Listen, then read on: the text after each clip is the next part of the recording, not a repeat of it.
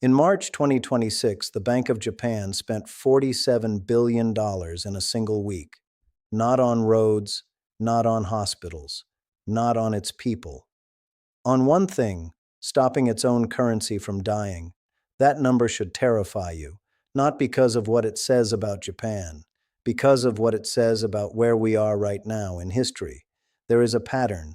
It is not a theory. It is not a prediction. It is a documented sequence that has ended every major empire for the last 500 years. Spain, Britain, the Soviet Union, each one moving through the exact same 7 stages, step by step, with the same data signals, the same political decisions, the same financial collapse at the end. And right now, in 2026, 5 of the world's largest economies are inside this cycle simultaneously, some at stage 4, some already at stage 5. One of them, a country most people would never suspect, may already be past the point where it can stop what's coming. If you hold savings, a retirement account, or any investment denominated in a major world currency, what I'm about to show you is not abstract. It is directly relevant to the real purchasing power of your money. Stay with me. If this kind of analysis is what you've been looking for, drop a comment below. Tell me which country you think is closest to the edge. I want to see your answer before we finish. Here is the framework. Ray Dalio spent decades documenting it. 7 stages from rise to collapse. Every dominant empire in recorded history follows the same arc. The early stages look like strength, growing productivity, rising military power, expanding trade. The middle stages look like success, reserve currency status, financial dominance, global influence. The late stages look like management, rising debt, slowing growth, political dysfunction, currency erosion, and then comes what historians call the period of great disorder. Stage 6. That is not a distant possibility. It is a mathematical outcome once stage 5 takes hold and cannot be reversed. Today we are applying this framework to 5 countries simultaneously: Japan, Turkey, the United Kingdom, France, and the United States. Not with generalities, with specific data, specific indicators, and the specific stage each country occupies right now. Pay close attention to the 5th country, because the data there tells a story that mainstream financial media is refusing to frame this way. And by the end of this video, you will understand exactly why. If someone you know needs to see this before the next market cycle, share this video right now. This kind of analysis rarely reaches the people who need it most. Japan first. Tokyo, March 2026. Public debt at 260% of GDP. To put that in context, Spain's debt was 80% of GDP when it entered its terminal collapse. Britain's was 100% when it lost the empire. Japan is at 260%. Its central bank now owns more than 50% of all Japanese government bonds. Think about what that means. The institution responsible for monetary stability is buying its own government's debt to artificially suppress interest rates. The moment it stops, Japan's borrowing costs become existential. The $47 billion intervention is not a policy response. It is a stage 5 signal. It is what a system does when it has already lost control and is now managing the optics of that loss. Japan spent 3 decades at stage 4, zero interest rates, massive stimulus, debt accumulation from 1990 to 2020. It entered stage 5 in 2022 when it lost control of its yield curve. Since then, the yen has lost 35% of its value against the dollar. Currency erosion at this scale, combined with a central bank that has lost genuine independence, is one of the clearest stage 5 indicators in the historical record. Japan is stage 5. The 47 billion proves they know it. Turkey next. Istanbul, a city of 16 million people, peak inflation of 85% in 2022. The lira lost 80% of its value against the dollar between 2019 and 2024. External debt exceeding $450 billion on an economy of roughly $1 trillion, and most of that debt is denominated in foreign currencies. Here is the mathematical trap this creates. When your currency collapses and your debt is in dollars or euros, the burden of that debt grows automatically. Every percent the lira falls means more liras needed to service the same debt. No fiscal policy on earth stops that spiral once it accelerates. The reason Turkey has not crossed into stage 6 yet is precisely what makes it a stage 5 signal. Erdogan has been systematically trading political alliances with Gulf states, China, and Russia for financial lifelines. This is the behavior of a collapsing system selling its future to survive its present, artificially stabilized. But the price of that stabilization is compounding every quarter. This is the kind of framework most people only encounter after a crisis, not before it. If you find this valuable, hit like now. It helps this analysis reach the people who actually need it. The United Kingdom is the case that should unsettle every Western observer the most, because Britain already completed all 7 stages once, 1914 to 1970, the full arc from empire to collapse. What the textbooks do not include is what Britain is doing now. It is running the same pattern a second time. Since 2016, Britain has had 6 prime ministers. Its GDP growth is the worst in the G7, averaging below 1% annually in real terms since Brexit. Manufacturing has fallen from 25% of GDP in 1970 to under 10% today. Post-Brexit, Britain lost frictionless access to its largest trading bloc, the economic equivalent of losing an empire without a war. In January 2026, Britain experienced a gilt crisis. Bond yields spiked to 4.9%. The government announced emergency spending cuts mid-year to reassure markets. That is not a gilt problem. That is bond markets pricing stage 5 risk into what was historically considered the world's safest sovereign debt outside the United States. The pound has lost 18% of its purchasing power since 2016 alone. Britain lost reserve currency status once already. It is now experiencing late-cycle national decline. Different scale, same pattern. Britain is stage 5. Now, the country that will genuinely surprise you. Not because of where it ranks in size or influence, but because of how fast it is moving and how completely the financial press is underreporting the acceleration. France. Paris has had 4 governments in 18 months. No budget passed on time. The country operated on emergency spending authority for months. France's debt stands at 112% of GDP. Its deficit was 6.1% in 2024, the worst fiscal position in the entire eurozone. But the stage 5 signal that almost no analyst is naming is not the deficit number. It is the structural collapse of France's productive capacity. Manufacturing as a percentage of GDP has fallen from 22% in 1980 to below 10% today. This is the exact trajectory Spain followed. When Spain's manufacturing base hit 10%, it was no longer generating enough internal wealth to sustain its financial commitments. The debt spiral became permanent and self-reinforcing. Watch one indicator for France specifically: the spread between French and German government borrowing costs. When that spread exceeds 1.5 percentage points, bond markets are formally pricing in stage 5 risk on French sovereign debt. In April 2026, it reached 1.4%. France is at stage 4. And the data says the acceleration into stage 5 is not years away. Now we reach the 5th country. And this is where the analysis becomes genuinely uncomfortable. Not because the data is uncertain, because it is not. The United States. $36 trillion in national debt.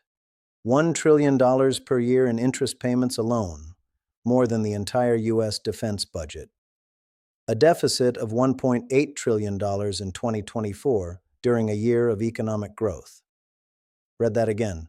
The United States was borrowing money to pay interest on previous borrowing during peacetime expansion. There is a specific term for this in debt cycle analysis. It is called the debt-death spiral. It is not a metaphor. It is a mathematical description of a system that has lost the ability to grow its way out of its obligations. The Stage 5 checklist is not ambiguous here. Military overextension, 750 bases across 80 countries, defense commitments on 6 continents, currency debasement, money supply up 400% since 2000, $6 trillion printed since 2020, the dollar having lost 98% of its purchasing power since 1971. Debt spiral confirmed. Loss of productive capacity confirmed. $800 billion annual trade deficit. Supply chains structurally dependent on geopolitical adversaries. And institutional decay at a scale that historical frameworks specifically identify as a late cycle marker. Political dysfunction, collapsing fertility rates, 100,000 drug overdose deaths annually, and institutional trust at generational lows across every measurable category. 5 of the 7 Stage 5 indicators confirmed. But here is what matters more than the checklist. It is not the debt number. Debt can theoretically be managed. What cannot be managed is the velocity. Since 2020, the United States has added more debt in 5 years than it accumulated in its entire history before the year 2000. And while that was happening, BRICS nations representing 40% of global GDP began building alternative payment systems. Saudi Arabia accepted yuan for oil in 2023. Russia and China now trade entirely in local currencies. Central banks globally purchased a record 100 tons of gold in 2023 alone. These are Stage 6 signals, and they are appearing while the country is still formally at Stage 5. That compression, Stage 6 forming before Stage 5 resolves, is exactly the acceleration pattern that historical transitions warn against. When this happened with Britain, the transition took 20 years. When it happened with the Soviet Union, it took less than 3. Here is the insight that no mainstream financial outlet is willing to state directly. It is not any single country's position that defines this moment. It is the convergence. In every previous empire cycle, one dominant power collapsed while others remained at Stage 2 or 3. Britain fell while America rose. The Soviet Union collapsed while the West was still accumulating. Those transitions were orderly precisely because there was always a new Stage 2 or Stage 3 power ready to absorb the reserve currency role and stabilize the global financial system. Right now, for the first time in recorded economic history, 5 major economies are at Stage 4 or 5 simultaneously. There is no clear Stage 2 power positioned to absorb what comes next. China has its own internal debt and demographic pressures. The global reserve system does not transition smoothly under these conditions. It fragments. This is what happened between 1910 and 1944, when the British, French, German, Austro-Hungarian, and Ottoman empires all entered collapse within 30 years of each other. The result was not an orderly handoff. It was 2 world wars and the Great Depression. Dalio calls this the period of great disorder. It typically lasts 15 to 25 years. During this period, there is no single functioning reserve currency. Trade fragments. Geopolitical conflict multiplies. The global order is genuinely reconstructed, not transferred. We may be entering that period now, not in a decade, now. Stage 6, when it arrives, moves faster than people expect. The Soviet Union did not fade. On November 9, 1989, the Berlin Wall fell. On December 26, 1991, the Soviet Union ceased to exist as a legal and political entity. 900 days. From intact nuclear superpower to historical artifact, Britain's Stage 6 began with the surrender of India in 1947. Within 20 years, the empire was gone and the pound had lost 80% of its value. Fast, not gradual, fast. For the current cycle, Stage 6 unfolds in 3 identifiable phases. The trigger, most likely a bond market crisis in Japan. When the Bank of Japan loses control of yield suppression, Japanese institutional investors begin repatriating capital at scale by selling foreign assets. That triggers a global liquidity shock that hits every over-leveraged market simultaneously. The dollar alternative, BRICS nations formalize a commodity-backed settlement layer. Central banks accelerate diversification out of dollar-denominated reserves faster than consensus models forecast. The infrastructure for this exists. It is operational. The question is when it reaches critical mass, not if. And then the Federal Reserve's impossible choice: defend the dollar, which requires high interest rates that make it mathematically impossible to service $36 trillion in debt, or fund the government, which requires low rates that accelerate dollar debasement and invite a currency crisis. It cannot do both simultaneously. Every stage 5 empire before the United States faced this binary. Spain chose empire over currency. Britain chose war over fiscal discipline. The Soviet Union chose military parity over economic health. History is unambiguous about how these choices end. What the historical record says about wealth preservation during late-cycle transitions is equally unambiguous. Assets that have preserved wealth across every previous transition share common characteristics. They are not denominated in a currency undergoing reserve status erosion. They are linked to productive capacity or real commodities, and they exist within economies that are still building rather than consuming. Gold has preserved wealth across every empire transition in the last 500 years without exception. Commodity-linked assets in Stage 2 and Stage 3 economies have consistently outperformed during periods of reserve currency fragmentation. Long-term government bonds in Stage 5 countries and currencies undergoing active debasement have consistently failed to preserve real value.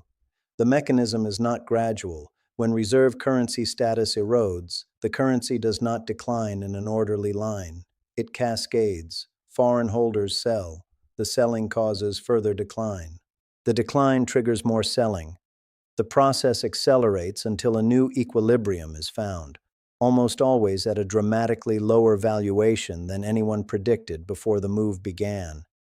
This is not a recommendation for your specific financial situation. This is what the pattern says. The pattern that has repeated across Spain, Britain, and the Soviet Union without exception. Every generation that ignored it, that believed their empire was simply too structurally unique to follow the same arc, learned the same lesson at a significant personal cost. The math does not negotiate. History does not make exceptions for exceptionalism. I want your answer in the comments right now. Which country do you believe hit Stage 6 first? Japan, currently spending $47 billion a week to defend a currency that has already lost 35% of its value. Britain, running the same collapse arc for the second time in a century. Or does America find a way out that Spain, Britain, and the Soviet Union never did? Tell me your reasoning. I read every comment, and the responses to this question will shape the next video. Because the next video covers what Stage 6 actually looks like in real time, which specific asset classes survive, which collapse, and what the historical sequence of events says about how fast the transition moves once it begins. The data is already pointing to a timeline, and the people who understand it in advance will be the only ones who are not caught completely off guard when it arrives. If this framework gave you a clearer picture of where the global economy actually stands right now, consider subscribing. No daily noise, no market commentary for its own sake, just the structural analysis that most channels never get to, because it takes time to build it properly.